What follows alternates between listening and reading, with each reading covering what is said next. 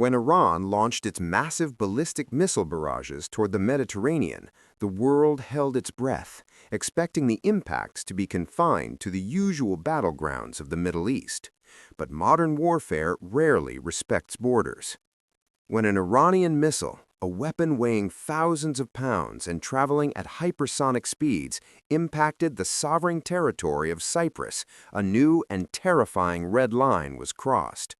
Whether it was a catastrophic targeting failure, a stray weapon knocked off course by air defenses, or a deliberate warning shot, the result was exactly the same. The Middle Eastern Shadow War had just spilled onto the shores of the European Union. A deep and resonant foghorn sound, transitioning into a tense, rhythmic electronic beat. The response was immediate, but it didn't just come from Washington or London. It came from the other side of the Mediterranean. Within hours, the Spanish Navy dispatched one of the most advanced warships on the planet, a heavily armed guided missile frigate, steaming eastward at flank speed. Its mission? To throw an impenetrable radar and missile shield over the island of Cyprus. But why Spain?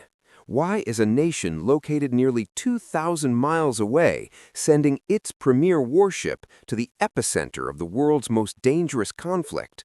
And what happens if a European frigate actually has to pull the trigger against an incoming Iranian ballistic missile? Title card appears on screen in bold metallic typography. The Mediterranean Shield, Spain, Cyprus, and the Iranian missile crisis. Today, we are breaking down the geopolitical earthquake triggered by the Iranian missile impact in Cyprus. We'll explore the incredible technology aboard Spain's deployed frigate, the strategic vulnerability of the Eastern Mediterranean, and how a single stray missile has dragged the European Union into the crosshairs of the Middle East. To understand why the impact of an Iranian missile on Cyprus triggered a naval mobilization, you have to look at a map. Look at where Cyprus is located. It is an island nation nestled in the most volatile corner of the globe. It is just 60 miles from the coast of Syria and barely 150 miles from Israel and Lebanon. For decades, geopolitical strategists have referred to Cyprus as an unsinkable aircraft carrier. To understand why the impact of an Iranian missile on Cyprus triggered a naval mobilization, you have to look at a map. Look at where Cyprus is located. It is an island nation nestled in the most volatile corner of the globe. It is just 60 miles from the coast of Syria and barely 150 miles from Israel and Lebanon. For decades, geopolitical strategists have referred to Cyprus as an unsinkable aircraft carrier. Cyprus is an independent republic and a member of the European Union. However, due to historic treaties, it hosts massive British military installations, most notably RAF Akrotiri. When the United States and the UK need to project air power into the Middle East, whether it's striking ISIS in Syria, gathering intelligence over Gaza, or crucially, shooting down Iranian drones and missiles, they launch from Cyprus. During Iran's unprecedented missile barrages against Israel, British fighter jets took off from Cypriot runways to intercept the incoming swarm. This made Cyprus a target. Iranian state media and allied militias like Hezbollah issued veiled and sometimes explicit threats.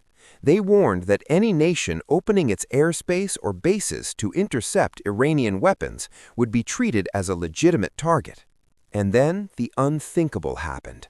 A missile impacted Cypriot soil. In the complex calculus of ballistic missile warfare, spillover is a constant threat. When exo-atmospheric interceptors smash into ballistic missiles at Mach 10, the debris doesn't just vanish. Massive chunks of metal, unexploded warheads, and rocket motors rain down on whatever is below. Furthermore, Iran's electronic warfare environment is chaotic. GPS spoofing and jamming can easily send a missile hundreds of miles off course. Whether the impact on Cyprus was an accident, falling debris, or a deliberate message from Tehran, the European Union faced a crisis. One of their member states had been hit. Cyprus, however, has a glaring vulnerability. Despite its strategic location, it has virtually no high-tier air defense of its own. It doesn't have American Patriot batteries or Israeli Iron Domes. It relies entirely on its allies. The island was completely naked to further strikes. Europe needed to send an air defense system to Cyprus immediately. But you can't just fly a Patriot battery in overnight. You need something mobile. You need something lethal. You need a warship. Enter the Spanish Armada. When the call for help went out, it wasn't the U.S. Navy that answered first. The U.S. Sixth Fleet was already stretched to its absolute limits, battling Houthi rebels in the Red Sea and defending Israel. Europe had to step up, and Spain had exactly what was needed. Spain deployed one of its Álvaro de Bazán-class frigates. To the untrained eye, it's just another gray ship, but to naval analysts, this ship is an apex predator of the seas. In the late 1990s and early 2000s, the Spanish Navy made a brilliant, forward-thinking decision. They partnered with the United States to equip their new frigates with the crown jewel of American naval technology, the Aegis Combat System. Aegis isn't just a radar, it is an integrated, automated battle management system. The flat panels on the side of the Spanish frigate are the Spy-1D phased array radars. Unlike traditional spinning dish radars, which take seconds to complete a 360-degree sweep, the Spy-1 radar stares in all directions simultaneously. It can track hundreds of targets at once, from low-flying anti-ship missiles skimming the waves to hypersonic ballistic missiles plunging from the edge of the space. By parking this frigate off the coast of Cyprus, Spain effectively threw a 300-mile invisible shield over the entire island. If Iranian forces fire another missile, the Spanish ship will detect it the moment it rises above the horizon. The ship's computers calculate the missile's trajectory in milliseconds.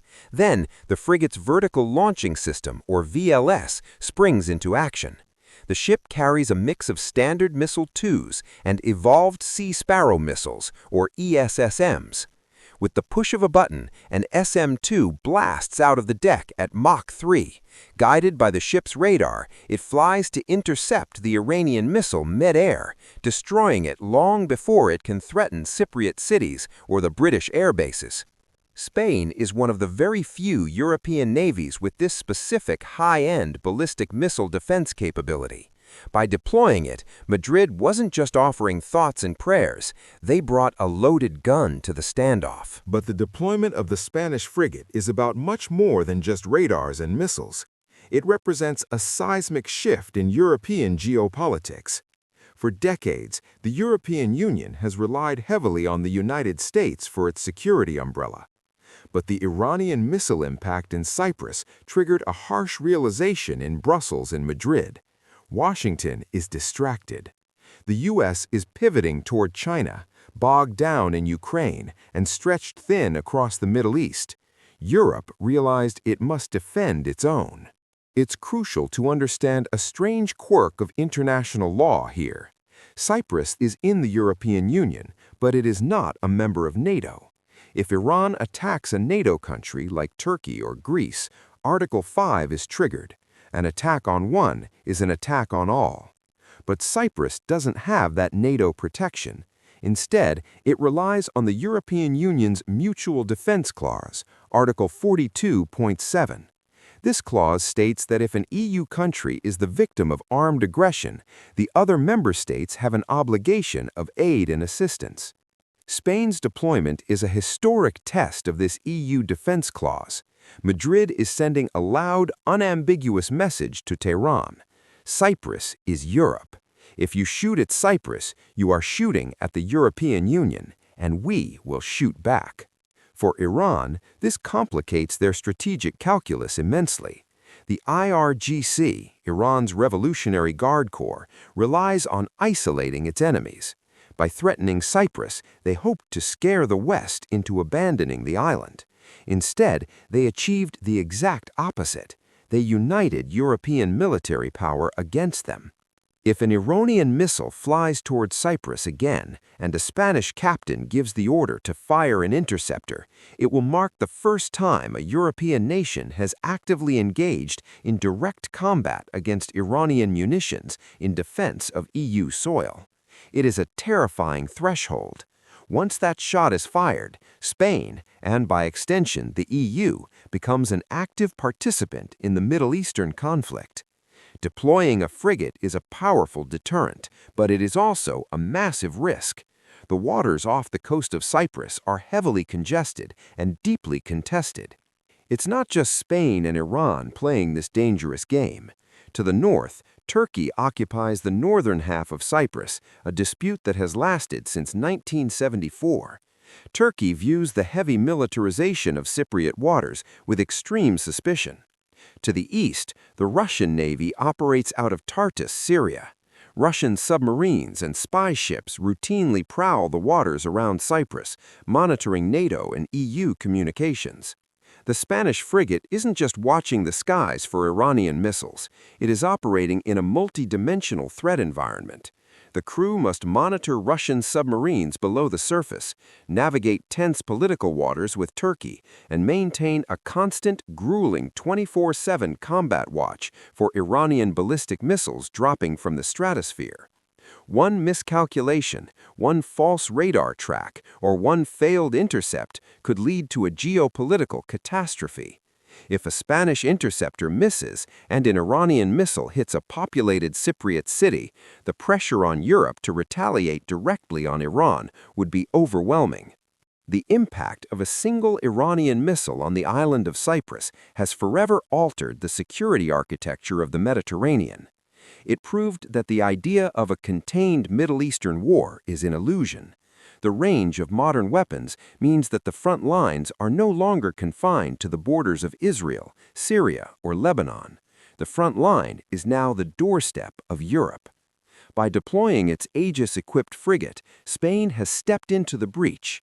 They have transformed their navy from a regional coast guard into a forward-deployed shield for the European continent.